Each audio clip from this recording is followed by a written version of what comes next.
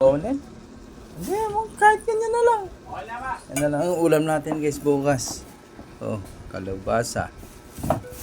Tapos, lagyan ng konting karne. Ne? Oh, Ang magandang kalabasa, matanda na. bago. Sa bago lang pita Hindi, siguro. ilagay ko natin. Sa sitaw. Doon sa ano ko, farm. Alit naman kasi ng kwan dun eh. Yan guys, yan yung ating sitaw kalabasa. Hindi siya pinakbet. Sitaw kalabasa lang. Tapos may Konting karne. konting karne. Ang laki naman ito. Dapat ginawa mo to.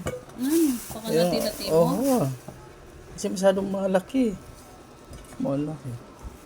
Hati mo sa gitna. Yan. Yan guys ang ulam namin. Hanggang kinabukasan na yan. Ulam na namin yan.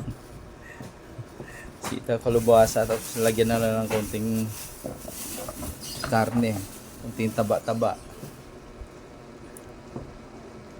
Yan. Dapat ganyan lang. Kasi masyadong malaki. Tagal maluto eh. Ayan. Pwede na. Tapos yung sitaw kalabasa. Ito yung sitaw. Mahal pa rin talaga yung sitaw. Di ba dati 10 lang to? So guys, so 10 lang to dati. Ngayon 30 na. 30 na isang big kiss. Pangit pa. Diyos ko. Tuyot na eh. Luma nga. O yung bago, 50. 1 linggo na yata yan sa Wala naman. tindahan nila. Mainit lang talaga. Bagay. Dapat kasi tinatakpan to pag ano, pag hapon. Ay hindi naman siyempre, nagtitinda lang. Yan ang ulam namin. Simpleng ulam lang. Pero masarap.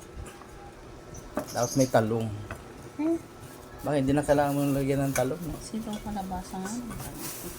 Sitaw kalabasa lang. Yan ang ulam namin guys. Thank you for watching. God bless. Please pa-subscribe, pa-like, follow, and share.